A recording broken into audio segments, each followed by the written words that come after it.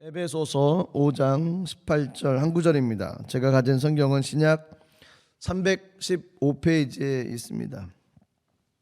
에베소서 5장 18절 한 구절 말씀, 우리 다 같이 하나님 말씀 합독하도록 하겠습니다. 시작. 술 취하지 말라. 이는 방탕한 것이니 오직 성령으로 충만함을 받으라. 아멘. 기도하겠습니다. 살아계신 하나님 아버지, 은혜와 사랑을 감사드립니다. 하나님, 2022년도가 시작이 되어져 하나님 믿음으로 출발하고 있습니다. 하나님, 기도회로 주 앞에 기도하며 나갑니다. 하나님, 올 한 해 동안에 하나님 기도의 분량이 쌓여 하나님의 거룩한 은혜가 임하게 도와주시고, 올 한 해 동안에 하나님을 깊이 알아갈 수 있는 귀한 한 해가 될 수 있도록 성령이여 인도하여 주시옵소서. 하나님, 나라와 민족을 축복하옵소서. 이 땅을 축복하여 주시옵소서. 이 민족을 통해 하나님 아버지 열방 가운데 하나님의 나라 온전히 세워져 갈 수 있도록 하나님 은혜와 영광을 허락하여 주시옵소서. 아직 코로나가 끝나지 않고 하나님 세계가 아직 힘들고 어려운 가운데 있습니다. 하나님, 변종 바이러스로 인해서 하나님 힘들고 어려운 시간들을 보내고 있는데, 성령이여 우리 마음 가운데 두려움이 사라지게 하옵소서. 하나님, 근심과 걱정이 물러가게 하여 주옵소서. 하나님, 조심하고 또 주의하여 삶을 살게 하시되 하나님 성령으로 충만하게 하시고, 하나님 환경적인 요인으로 인해서 우리들이 영적인 생활까지도 하나님 어려워가지 않도록 하나님 영으로서 삶을 다스려 나갈 수 있도록 은혜와 은총을 더하여 주시옵소서.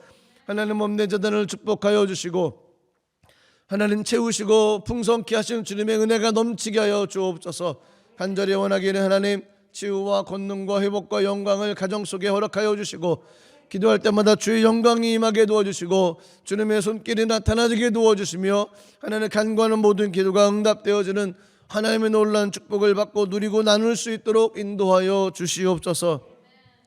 하나님 아버지, 올 한 해 동안에 기도하는 모든 제목들 하나님 주 앞에 기도하며 나갈 때 하나님 그 모든 간절한 기도가 하나님 반드시 주님 앞에서 아름다운 열매로 맺어질 수 있도록 은혜를 더하여 주시옵소서. 이 시간 하나님 주의 말씀을 함께 나누고 또 하나님 기도하길 간절히 원하오니, 이 가운데 성령이여 운행하여 주시고 성령으로 다스려 주시는 은혜가 넘쳐날 수 있도록 성령님 인도하여 주시옵소서. 주님께 모든 영광 올려드리며 예수님 이름으로 기도드리옵나이다. 아멘. 에베소서 5장 18절 말씀을 중심으로 성령 충만한 삶이라는 제목으로 같이 말씀을 나누도록 하겠습니다.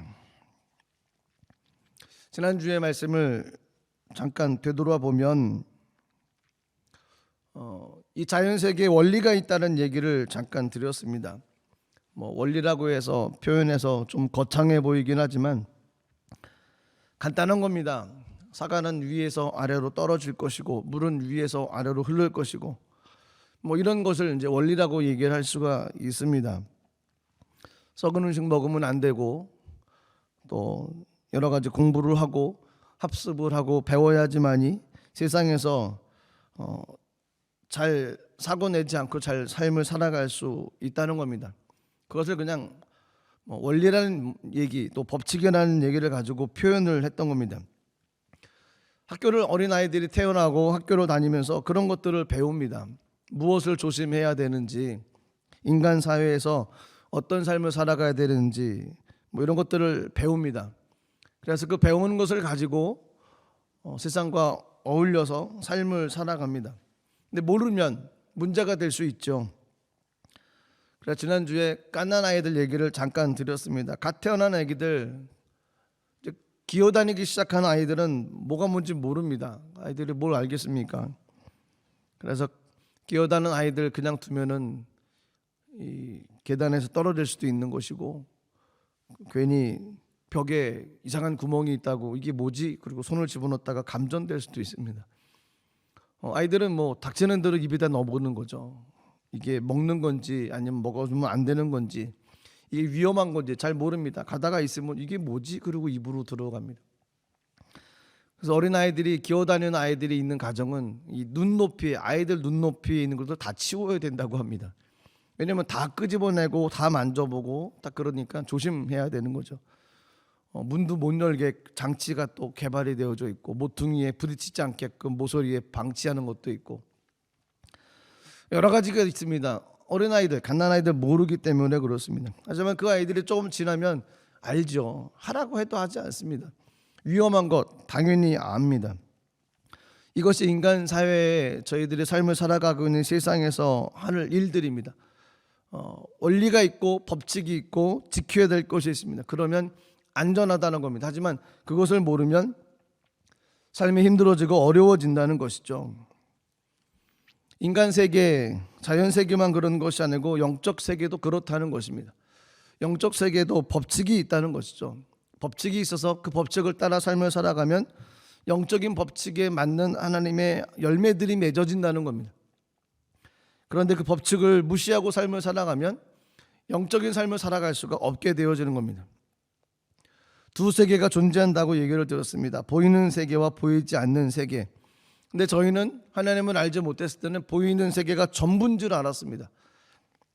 보이는 세계가 전부라 보이지 않는 세계는 존재하지 않는다라고 생각했고 그런 생각조차 하지 않았습니다. 그냥 보이는 세계가 처음부터 끝이기 때문에 보이는 세계로 인해서 영향을 받으며 삶을 살아갔습니다. 환경이 좋아지면 좋고 환경이 어려워지면 힘들어했습니다. 잘 풀리면 좋고 잘 풀리지 않으면 힘들어했습니다. 근데 예수 믿고 났더니 보이지 않는 세계가 있다는 겁니다. 믿음의 세계가 있다고 얘기합니다. 영적인 세계가 있다고 얘기를 합니다. 그래서 그 영적인 세계를 움직였더니 보이는 세계가 바뀌었다는 겁니다.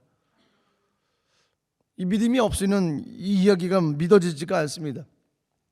하나님께 간구했더니 하나님께서 역사하셔서 환경에 있는 여러 가지 문제들을 풀어주셨다는 겁니다. 예를 들어서 어떤 분이 몸이 불편하신데 병이 있으신데 하나님께 간구했더니 하나님께서 꿈속에 나타나셔서 기도를 해주시고 그리고 아침에 깨어났더니 꿈이었습니다. 그런데 몸에 변화가 일어났고 그 병에서 자유케 됐다는 겁니다. 예수님을 알지 못했을 때는 야 무슨 허풍 같은 소리를 하냐라고 얘기를 했을 겁니다. 근데 예수 믿고 믿음의 세계를 알고 난 다음에는 그것이 실제로 일어나는 일이라는 겁니다. 그러니까 보이지 않는 세계에 일어나는 일들, 그 세계를 움직이면 보이는 세계가 바뀐다는 거였습니다. 그래서 많은 그리스도인들이 목숨 걸고 기도합니다. 그렇게 사는 것이 믿음으로 사는 삶이고 믿음으로 삶을 살아가는 표현 중에 하나가 기도라는 거였습니다. 하나님 말씀을 생명으로 받아들이는 거죠. 하나님 말씀을 영으로 받아들인다는 겁니다. 그래서 믿는 겁니다. 그리고 믿고 신뢰하고 기도하며 나가는 겁니다. 영적 세계가 있고 또 육의 세계, 보이는 세계가 있습니다. 보이는 세계 가운데서 되어지지 않는 것을 되게 하려고 열심히 노력을 하고 애써도 한계가 있습니다. 물을 거스러 올라가는 사람이 어디 있겠습니까? 물이 위에서 아래로 흘러가는데 아래에서 위로 올라간다고 아무리 발버둥 치고 노력을 해도 쉬운 일은 아닙니다. 거센 물결을 역행해서 올라간다는 것은 굉장히 어렵습니다. 삶에 있는 여러 가지 현상에 나타나는 일들, 그것이 흘러가는데 그것을 거꾸로 뒤집어서 삶을 살아가겠다, 이건 굉장히 어렵습니다. 예전에 어렸을 때 봤던 슈퍼맨 영화가 있습니다. 사랑하는 사람이 어떻게 사고로 이렇게 땅이 갈라지고 버스가 들어가면서 죽었습니다. 이 슈퍼맨이 분에 차서 지구를 막 거꾸로 막 도는 겁니다. 그랬더니 시간이 거꾸로 가서 버스가 땅 속에서 올라오고 지진이 일어나기 전의 모습으로 갔다는 거죠. 저도 지구를 돌고 싶습니다. 지구를 돌 수가 없습니다. 불가능하다는 겁니다. 역행할 수 없습니다. 신앙생활도 비슷하지 않습니까? 마치 물살을 거스러 올라가는 사람들처럼 보여지는 사람들, 신앙생활하는 사람들. 그런데 신앙생활 가운데는 물을 거슬러 올라가는 것처럼 어떻게 보면 좀 무리다 싶을 정도로 이건 맞지 않다라고 생각되어지는 일들이 있는데 신앙생활에는 가능하다는 겁니다. 왜냐하면 보이지 않는 세계 가운데서 하나님의 거룩한 역사가 일어나면 보이지 않는 세계가 움직이면 보이는 세계가 바뀌기 때문에 그렇습니다. 노력을 하고 애쓰고 주님께 매달리고 간구했더니 거기에 맞는 하나님의 아름다운 열매들이 맺어지기 시작을 했다는 겁니다. 그래서 저희들이 관심을 가지고 나가야 될 세계는 보이지 않는 세계입니다. 보이는 세계도 중요합니다. 하지만 보이지 않는 세계도 더 중요하다는 겁니다. 보이지 않는 세계를 믿음으로 삶을 살아가면 보이는 세계를 움직일 수 있다는 것입니다. 영적 세계를 움직이는 사람, 그 사람은 보이는 세계도 움직이며 삶을 살아갈 수가 있습니다. 올 한 해 동안에 저희들이 보이지 않는 세계에 더 열심을 내며 삶을 살아가기를 소망합니다. 어떻게 삶을 살아가야 되냐? 성령 충만하게 삶을 살아가야 됩니다. 로마서 8장 13절 말씀 보시면 이런 말씀이 있습니다. 우리 같이 한번 읽을까요? 로마서 8장 13절입니다. 같이 읽겠습니다. 시작. 너희가 육신대로 살면 반드시 죽일 것이로되 영으로서 몸의 행실을 죽이면 살리니. 이 얘기는 이렇게 표현할 수가 있습니다. 육의 원리를 따라가면 육이 살고 영의 원리를 따라가면 영이 산다는 겁니다. 육신대로 살면 반드시 영이 죽는 것이고 영으로서 몸의 행실을 죽이면 영이 다시 회복되어진다는 겁니다. 육을 따라 살면 육이 강해지는 것이고 영을 따라 살면 영이 강해진다는 겁니다. 육신을 따라서 육신의 원리대로 삶을 계속 살아가면 육신이 강해집니다. 반대로 영은 죽습니다. 점점 침체된다는 겁니다. 반대로 영의 원리를 따라서 계속 삶을 살아가면 영이 모든 육신에 있는 육을 통치하고 혼을 다스리며 삶을 살아갈 수가 있습니다. 어떻게 보면 이런 것은 당연한 것입니다. 예전에도 몇 번 말씀을 드렸던 것 같은데 제가 고등학교 때 한국에서 수련회를 올라갔습니다. 오살리 기도원, 오살리 거기 가면 삽니다. 오살리 기도원에 올해가 돼도 썰렁한 개그는 계속될 것 같고요. 오살리 기도원에 가서 한 3박 4일 4박 5일 동안 수련회를 했는데 매 어떤 수련회는 비슷합니다.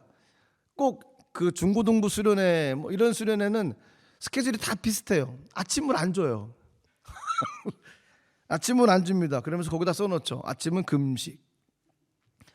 왜 그런지 모르겠습니다. 아침은 금식, 점심 저녁은 줍니다. 조건이 있습니다. 성경을 외워야지만 해줍니다. 왜 그런지 모르겠어요. 아침은 금식, 그리고 뭐 묵상, 뭐 새벽 예배. 잠 많은 아이들이 기도원까지 올라가서 새벽에 뭐 6시부터 그 넓은 성전에서 묵상을 하고 뭐 새벽 예배를 드린다는 겁니다. 밤에 좀 늦게 잡니까? 그런데 새벽부터여서 예배를 드리려고 하는 겁니다. 안 할 수 없습니다. 왜냐하면 시끄럽기 때문에 일어나지 않을 수가 없습니다. 또 남자들은 성전에서 자라고요. 그러고요. 여자들은 또 숙소에서 재웁니다.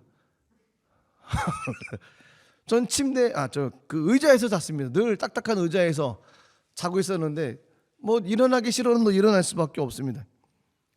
늘 그렇게 시작됩니다. 성경을 외우지만이 됩니다. 그리고 매일 저녁에는 똑같이 성령 대망회가 있습니다. 하기 싫어도 해야 됩니다. 거긴 나갈 데가 없습니다. 도망갈 구멍도 없고 어디 뭐 나가서 뭐 음식을 사 먹을 데도 없고 그래서 그냥 있는 그 기간 동안에 그 수련회 프로그램에 맞춰서 삶을 살아갈 수밖에 없습니다. 첫날은 힘들어요. 새벽에 일어나는 거 너무 어렵습니다. 성경 외워서 식권 받아가서 밥 먹는 것도 참 그것도 힘듭니다. 아침 되면 배가 고픈데 기도하라고 그러고 예배 드리라고 참 쉽지 않습니다. 둘째 날 되면 조금 몸에 익습니다. 셋째 날 되면 이제 적응이 됩니다. 넷째 날 되면 이제 할만합니다. 그러면 내려가야 됩니다. 그런데 매 저녁에 있는 성령 대망회를 통해서 은혜를 받고 시작하고 처음에는 기도를 안 하다가 둘째 날 셋째 날 되면 이제 기도를 하다가 목이 이제 지금 저처럼 막 쉬어가는 거죠. 내려갈 때는 할렐루야 뭐 부흥 강사처럼 이러고 내려갑니다. 소리를 지르고 기도를 하고 막 이러고 내려갑니다. 저도 그랬습니다. 그리고서 버스를 타고 내려가는데 제 눈에서 멀어지는 기도원을 바라보면서 정말 사심없이 이런 마음이 들었습니다. 저기서 살았으면 좋겠다. 공부가 싫어서 그런 것은 아니었습니다. 삶이 힘들어서 그런 것은 아니었습니다. 그런데 그냥 거기서 예배드리고 찬양하고 있는 그것이 너무 좋은 거였습니다. 올라갈 때는, 첫날 됐을 때는 아침을 왜 안 주는지, 왜 성경을 읽어야지만, 외워야지만 밥을 먹을 수 있는지, 저녁에는 성령 대명회를 왜 해야만 되는지 익숙치 않다가 점점점 가면 갈수록 몸에 배어지고 예배드리는 것이 좋고 찬양하는 것이 좋아졌습니다. 심지어는 떠날 때 저기서 그냥 있었으면 좋겠다. 은혜를 받은 거죠. 그 짧은 수련회 기간 동안에 육신의 일을 못했습니다. 그리고 영적인 프로그램에 맞춰서 삶을 살아갈 수밖에 없게 됐습니다. 그리고 수련회 제가 자원해서 등록을 했으니까 올라가서 이제 그 기간을 지나면서 육이 죽고 영이 살기 시작했다는 겁니다. 수련회를 가던, 또 저희 교회 월드미션, 여의도에서 월드미션 팀들이 많이 왔었지 않습니까? 그 친구들도 단기 선교를 가기 위해서는 기간 동안에 훈련을 받습니다. 그리고 선교 와서도 훈련을 합니다. 그리고 돌아가서도 훈련을 합니다. 그 훈련 가운데 가장 기본이 뭔지 아십니까? 큐티입니다. 중고등부 시절에 기도원 올라가서 성경 말씀 외우고 암송하고 묵상하라고 하는 것, 그게 큐티입니다. 가장 기본이 큐티입니다. 그날 성경 읽고 잠시 생각을 하고 하나님께 내게 어떤 마음을 주시는지 그 마음 품고 하루 살아가는 건 어렵지 않습니다. 처음은 적응하기가 어렵죠. 그런데 팀을 짜서 같이 하다 보면 이게 또 따라가집니다. 놀라운 것은 따라가다 보면 나중에는 은혜라는 것을 받게 됩니다. 그리고 여기에 뭐가 있구나라는 것을 알게 된다는 겁니다. 육이 죽고 영이 산다는 겁니다. 육신을 쫓아서 삶을 살아가면 육이 개발됩니다. 육이 강해집니다. 반대로 영이 죽습니다. 하지만 영적인 삶을 쫓아서 열심히 삶을 살아가면 영이 산다는 겁니다. 처음부터 그러지는 않았습니다. 처음엔 불편할 겁니다. 하던 삶이 아니기 때문에 이 어렵습니다. 불편합니다. 몸이 맞지 않습니다. 거북합니다. 꼭 이걸 해야 되는지 이렇게 좀 의문도 들기도 합니다. 하지만 따라가다 보면 육이 죽고 영이 회복되어지기 시작합니다. 맨날 들었던 찬양이 은혜가 되어지고, 심지어는 눈물까지 쏟으면서 예배를 드리고, 심지어는 목이 쉬면서까지도 소리를 지르면서 하나님께 구하고 간구하는 모습까지 삶으로 바뀌어간다는 거였습니다. 육이 죽고 영이 살아야 됩니다. 육이 살고 영이 죽으면 안 됩니다. 왜냐하면 저희는 영적인 존재이기 때문에 영이 살아야 됩니다. 영이 살아야 된다는 이유는 영이 살아야지 주님과 교제할 수가 있습니다. 영적인 훈련은 그럼 언제까지 해야 되는지, 군대 얘기를 해서 좀 죄송하지만 평생 자산이 군대 얘기입니다. 너무 재밌습니다. 군대 가서 참 힘들었습니다. 새벽에 이른 시간에 일찍 일어난다는 거, 늦게 자도 5시 반이면 기상해야 됩니다. 그리고 보 개고 뭐 해서 씻고 해서 점호 치러 나가야 됩니다. 눈이 오던 비가 오던 바람이 불던 그 시간은 정해졌습니다. 밤사이에 근무를 서야 됩니다. 1시간 근무를 씁니다. 앞뒤 따지면 2시간입니다. 10시부터 6시까지인데 그 시간에 2시간을 빼야 됩니다. 새벽 2시가 될 수도 있고 3시가 될 수도 있습니다. 하지만 피곤해 그건 해야 됩니다. 저는 포병을 갔다 왔습니다. 외울 게 되게 많습니다. 군대에서 시험은 토시 하나 틀리면 다 틀리는 겁니다. 너무 불공평했습니다. 따지려고 그랬습니다. 따질 수가 없었습니다. 다 외웠습니다. 외워야 됩니다. 포에 대해서 다 외웠습니다. 그러면서 제가 했던 얘기가 있습니다. 같은 동기들이 우리가 고등학교 때 이렇게 공부했으면 서울대 갔다. 정말 수없이 얘기했습니다. 이렇게 열심히 공부했으면 서울대 갔다는 겁니다. 정말 토시 하나 끌리지 않고 달달달달 외웠습니다. 시험도 봅니다. 틀리면 혼나요. 진급도 해야 되고요. 아침에 새벽같이 일어나죠. 그 시간 쪼개서 다 외워야 되죠. 저는 제대하고 나서 잘 살 줄 알았습니다. 제대하고 나서 일주일이 안 가서 새벽이 무너졌습니다. 5시 반이요? 말도 안 됩니다. 무슨 5시 반에 일어납니까? 저녁하고 그 다음에는 투건대로 벌떡벌떡 깼습니다. 하지만 아닙니다. 시간이 지나다 보니까 느슨해지다 보니까 그런 개념이 없어집니다. 다 외웠냐고요? 주여, 그렇지 않습니다. 영적인 생활은 금방 무너집니다. 열심히 쌓아놔도 금방 무너질 수 있는 것이 영적인 삶입니다. 영적인 삶, 영이 살기 위해서는 어떻게 해야 되냐면 꾸준히 해야 됩니다. 계속 해야 된다는 겁니다. 이 정도 됐으니까 됐다, 그만하자, 그날로 다 끝납니다. 공돈탑이 무너진다고 그러죠. 영적인 생활은 끝이 없습니다. 계속 가야만 됩니다. 그게 피곤하고 힘들 수 있습니다. 하지만 끝까지 가는 사람이 영적으로 깨어 승리할 수 있습니다. 영이 강해지기 위해서는 끝까지 가십시오. 누가 사람이 본다고 해서 하고, 누가 뭐 채워진다고 해서 하고 그러지 마시고 끝까지 가야 됩니다. 하나님 바라보면서 영적인 삶을 살아가기를 다짐하고 그 삶을 가지고 계속 나아가야만 됩니다. 2022년도가 영이 강해지는 한 해가 되길 소망합니다. 그러기 위해서는 계속 기도하고 계속 말씀 묵상하고 계속 하나님 은혜로 삶을 살아가야 된다는 것입니다. 영이 강해지면 어떤 유익이 있습니까? 요한 3서 2절 말씀, 그것이 영이 강해졌을 때 하나님께서 우리에게 주시는 유익입니다. 요한 3서 2절 말씀 이렇게 되어 있습니다. 사랑하는 자여, 내 영혼이 잘된 같이 내가 범사에 잘되고 강건하기를 내가 간구하노라. 그렇습니다요. 영이 잘되면, 영혼이 잘되면 범사가 잘되고 강건케 되어져 은혜를 누릴 수 있다는 것입니다. 이 말씀을 믿고 고백하는 사람에게 이런 은혜가 임한다는 것입니다. 요한복음 15장 7절 말씀 보시면 이렇게 되어 있습니다. 너희가 내 안에 거하고 내 말이 너희 안에 거하면, 그러니까 영이 강해지면 무엇이든지 원하는 대로 구하라, 그리하면 이루리라. 영이 강해지면 하나님의 놀라운 복을 받을 수 있습니다. 반대로 영이 약해지면 어떻게 될까요? 영이 약해지면 어려움이 옵니다. 창세기 3장 16절에서 19절 말씀인데요, 이 말씀이 아담과 하와가 범죄함으로 말미암아 이 땅에 내렸던 어려움의 모습이 바로 이 모습입니다. 창세기 3장 16절부터 19절까지 제가 읽겠습니다. 또 여자에게 이르시되 내가 내게 임신하는 고통을 크게 더하리니 내가 수고하고 자식을 낳을 것이며 너희 남편을 원하고 남편은 너를 다스릴 것이니라 하시고, 아담에게 이르시되 내가 내 아내의 말을 듣고 내가 내게 먹지 말라 한 나무의 열매를 먹었은즉 땅은 너로 말미암아 저주를 받고 너는 내 평생에 수고하여야 그 소사를 먹으리라. 땅이 내게 가시덤불과 엉겅퀴를 낼 것이라. 내가 먹은 것은 밭의 채소인즉 내가 흙으로 돌아갈 때까지 얼굴에 땀을 흘려야 먹을 것을 먹으리니 내가 그곳에서 취함을 입었음이라. 너는 흙이니 흙으로 돌아갈 것이니라 하시니라.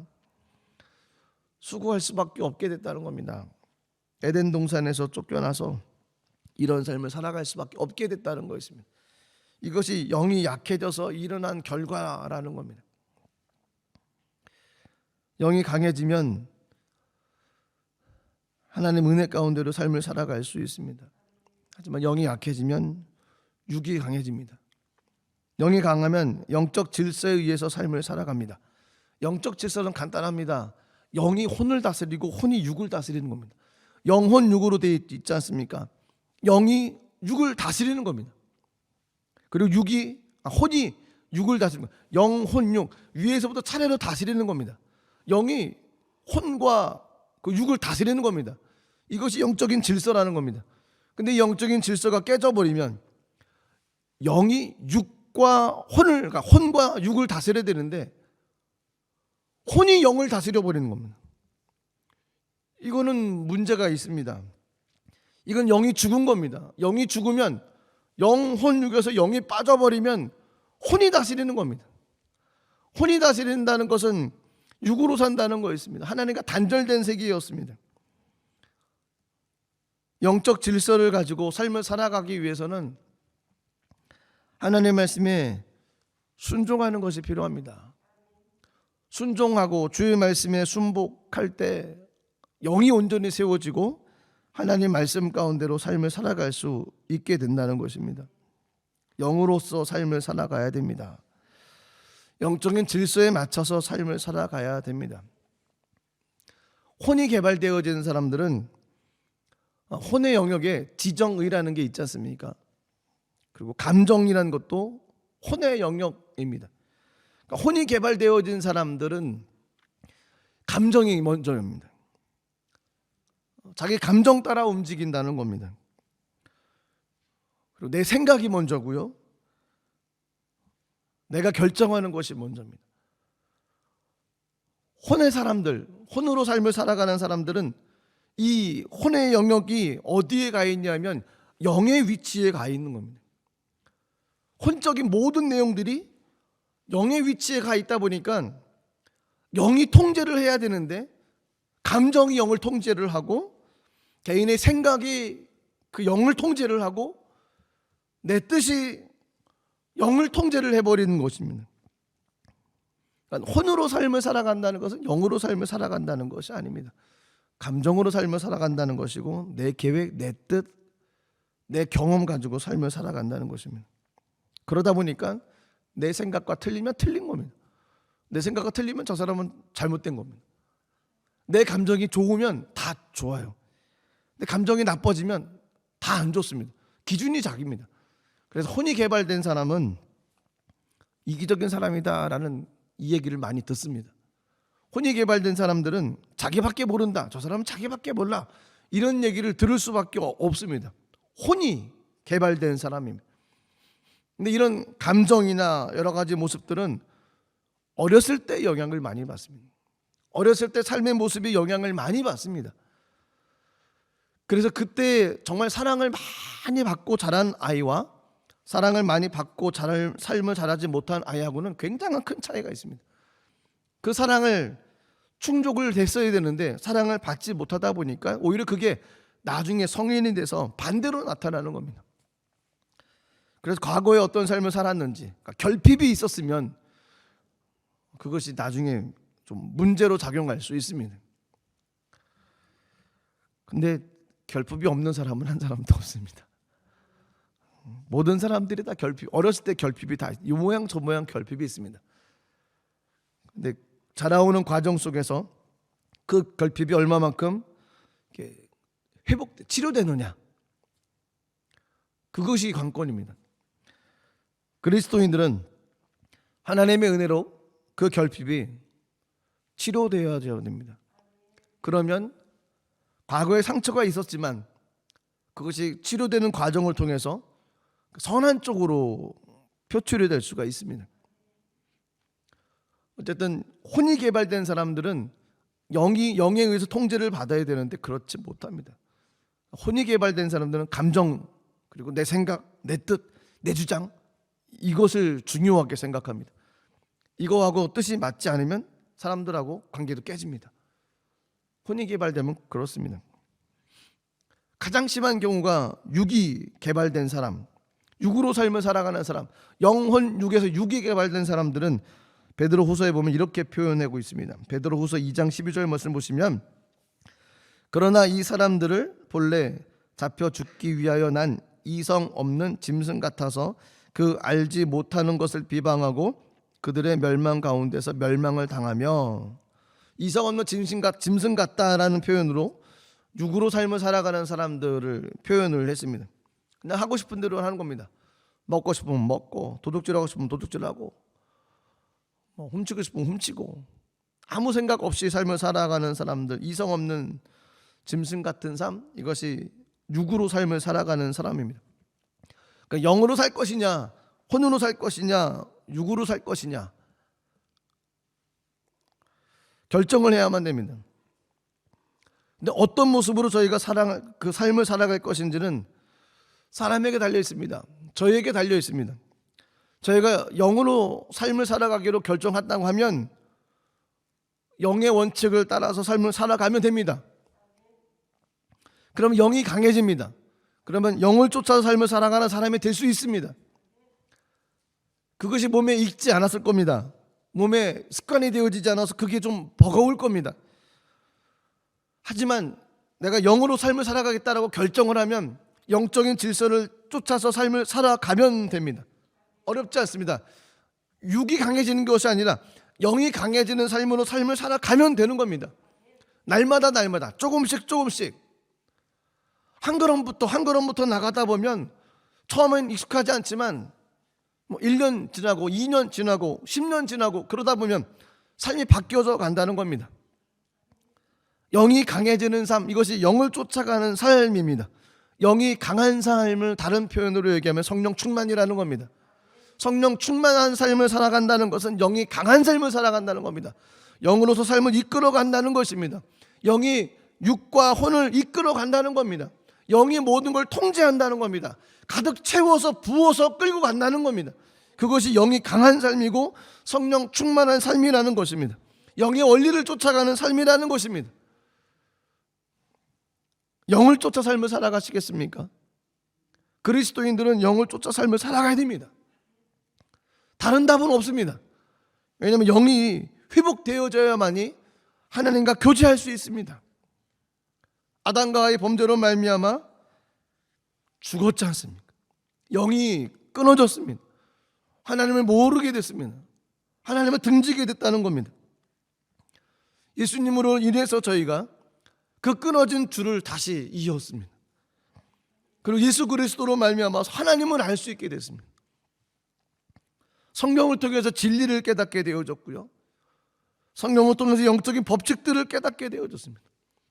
성령을 통해서 하나님의 마음을 알게 되어졌습니다. 어떻게 삶을 살아가는 것이 옳은 것인지를 깨닫게 되어지기 시작했다는 겁니다. 은혜도 받게 되어졌고요. 성령도 경험하게 되어졌습니다. 치료도 경험하게 되어졌고요. 야, 이 삶이 이렇게 너무 좋은 건 왜 일찍 몰랐는지 너무 후회스러워. 하지만 지금이라도 열심히 이 삶을 살아가야 되겠다라고 다짐하며 평생 이런 삶을 살아가겠다고 결심한 사람들도 있습니다. 성령 충만한 삶을 살겠다고 결심한 것이죠. 영이 점점 강해진다는 겁니다. 근데 아까도 말씀드렸던 것처럼 영이 강해질 때 한순간에 놔버리면 모든 것이 다 끊어집니다. 지금까지 쌓아왔던 모든 영적인 능력과 은혜가 한순간에 무너진다는 겁니다. 영은 계속 쌓아가야만 됩니다. 놓치면 안 된다는 겁니다. 영적인 원리를 쫓아서 날마다 주님 앞에 가야 됩니다. 그러면 성령 충만한 삶, 영을 쫓아서 삶을 살아가는 그런 삶이 될 수 있습니다. 몇 가지 영적인 원리를 좀 보도록 하겠습니다. 간단한 원리입니다. 왜 삶에 이런 문제 있지 않습니까? 힘들고 어려울 때 어떻게 해야 될 것인지, 일이 풀리지 않았을 때, 너무 답답할 때, 환경이 아직도 변하지 않았을 때, 이럴 때 어떻게 해야 될지, 이럴 때 성경이 이렇게 얘기합니다. 예레미야 33장 1절에 3절 말씀 제가 읽겠습니다. 예레미야가 아직 시위대 뜰에 갇혀 있을 때 야훼의 말씀이 그에게 두 번째로 임하니라. 이르실 때 이를 행하시는 야훼, 그것을 만들어 성취하시는 야훼, 그의 이름은 야훼라는 이가 이와 같이 이르시로다. 너는 내게 부르짖으라. 내가 내게 응답하겠고 내가 알지 못하는 크고 은밀한 일을 내게 보이리라. 이 구절이 왜 힘들고 어려울 때, 어떻게 해야 될지 모를 때, 일이 풀리지 않을 때, 아직도 환경이 바뀌지 않을 때, 답답한 상황 가운데서 이 말씀을 가지고 기도를 해야 되냐 하면 1절에 보면 예레미야가 아직 시위대 뜰에 갇혀 있을 때라는 겁니다. 아직도 시위대 뜰에 갇혀서, 감옥에 갇혀서 풀려나고 있지 않았다는 겁니다. 얼마나 답답하겠습니까? 얼마나 힘들겠습니까? 어렵다는 겁니다. 환경이 어렵습니다. 힘듭니다. 답답합니다. 일이 풀리지 않습니다. 어쩔 줄을 몰라 합니다. 너무너무 답답하고 힘들어 한다는 겁니다. 그럴 때 하나님께서 예레미야에게 말씀하셨던 것이 나는 일을 행하는 하나님이다라고 얘기를 하시면서 부르짖어 기도해라. 내가 내게 놀라운 일을 행해 줄 것이다 라고 말씀을 해 주셨습니다. 삶으로 적용이 되지 않습니까? 그래서 이 말씀을 통해서 깨달을 수 있는 것은 힘들고 어려울 때 기도하면 되는 겁니다. 그것이 영적인 원리입니다. 힘들고 좌절될 때, 낙심될 때, 일이 풀리지 않을 때 기도해야 된다는 겁니다. 부르짖어 주님께 기도해야 된다는 것입니다. 하나님을 말씀하시는 분이시고 일을 행하는 분이시고 그 일을 만들어서 성취하시는 분이십니다. 응답하시는 분이시고 우리가 알지 못하는 크고 은밀한 일을 보여주시는 좋으신 분이시라는 겁니다. 이런 영적인 원리를 적용하면 하나님께서 우리들에게 놀란 은혜를 베풀어 주신다는 겁니다. 또 한 가지 원리를 찾아볼까요? 자신감이 없을 때, 두려울 때, 좌절하고 포기하고 싶을 때 어떻게 했으면 좋을까요? 이런 환경에 있었던 사람들이 있었습니다. 예수님의 제자들입니다. 예수님과 같이 삶을 살았습니다. 예수님께서 어느 순간부터 난 올라갈 거야, 난 죽을 거야 이런 얘기하니까 제자들은 이해가 되질 않았습니다. 그런데 정말 예수님이 십자가에 달려 돌아가셨습니다. 제자들은 이제 허탕합니다. 두렵습니다. 어떻게 인생을 삶을 살아갈지 모르겠다는 겁니다. 좌절하고 싶고 포기하고 싶고 인생을 답을 찾지 못합니다. 낙심하고 있었습니다. 그때 이런 말씀이 있었죠. 저희가 잘 아는 말씀 사도행전 1장 8절 오직 성령이 너에게 임하시면 너희가 권능을 받고 예루살렘과 온 유대와 사마리아와 땅끝까지 이르러 내 증인이 되리라 하시니라. 성령 받으면 두려움이 사라진다는 겁니다. 성령 받으면 근심도 걱정도 좌절도 사라진다는 겁니다. 성령을 받으면 해결되어진다는 겁니다. 자신감이 없으십니까? 두렵고 좌절하고 싶고 포기하고 싶으십니까? 성경에서는 성령 받으라고 얘기하십니다. 어떻게 보면 이거 좀 맞지 않는 것 같죠. 근데 성령 받으면 하나님께서 비전을 보여주실 것이고 성령 받으면 담대함도 주실 것이고 그렇습니다. 성령 받는 것입니다. 성령을 받아야만 됩니다. 또 한 가지 법칙이 있습니다. 제가 여의도 교회 다닐 때마다 어렸을 때부터 그러니까 처음 교회 나갔을 때부터 맨날 들었던 얘기가 있습니다. 창세기 30장 37절에서 39절 제가 읽겠습니다.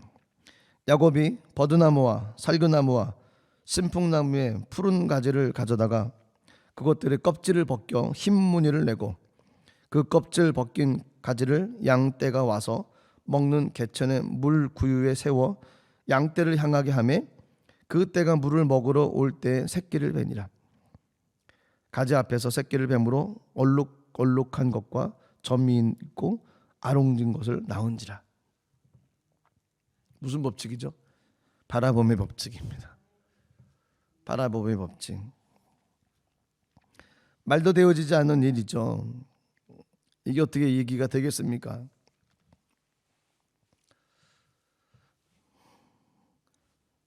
삼촌의 집에서 일한 그 값을 집을 받기로 결정을 하고 나서 먼저 제안을 했던 것이 바로 이 내용이었습니다.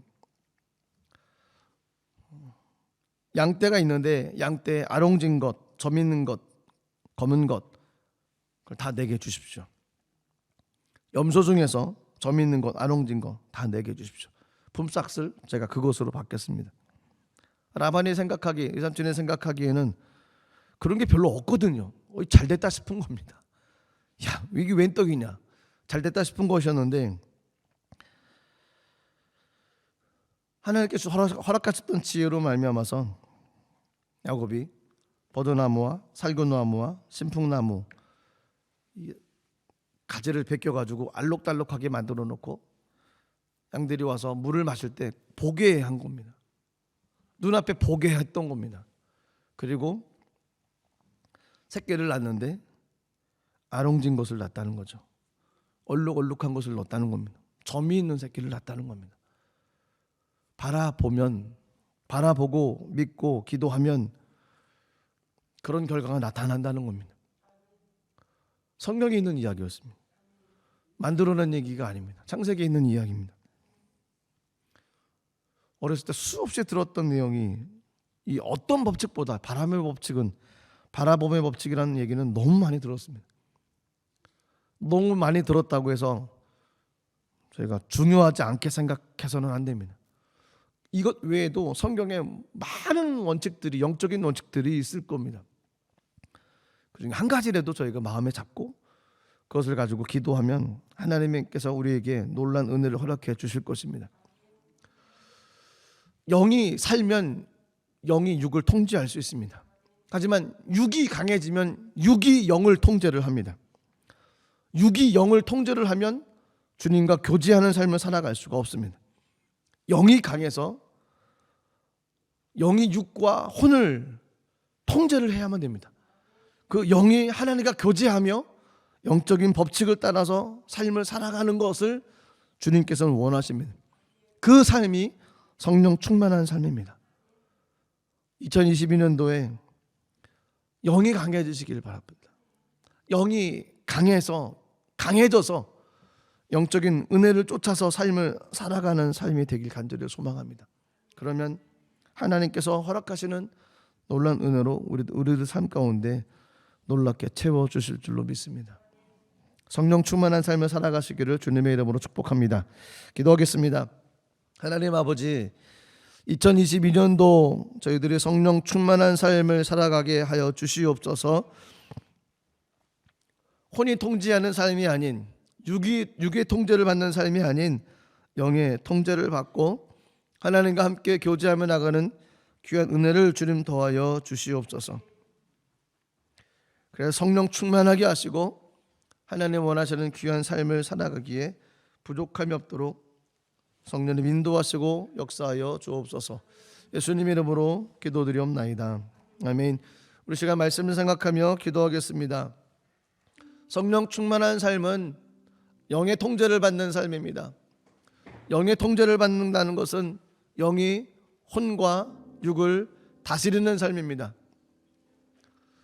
영의 삶은 하나님을 의지하고 주님께 예배하며 주님 주신 말씀을 묵상하며 하나님께서 원하셨던 믿음의 삶을 살아가는 것입니다. 날마다 예배하는 삶이요, 날마다 말씀 의지하고 삶을 살아가는 삶입니다. 그런 삶을 살아갈 때 우리 영이 강해질 것이고 우리 혼과 육을 통제할 것이고, 그럴 때 모든 범사 가운데 형통케 되어질 은혜를 우리들에게 주실 것입니다. 이 시간 기도할 때 하나님, 영적인 삶을 살아가겠습니다. 영의 법칙을 따라 삶을 살아가겠습니다. 하나님, 겸손히 주의 말씀에 순종하며 하나님 뜻 가운데 나갈 수 있는 귀한 은혜를 더하여 주시옵소서. 우리 주여 한번 부르고 통성으로 기도하겠습니다. 주여, 하나님 아버지, 우리에게 하나님의 은혜를 내려주시옵소서.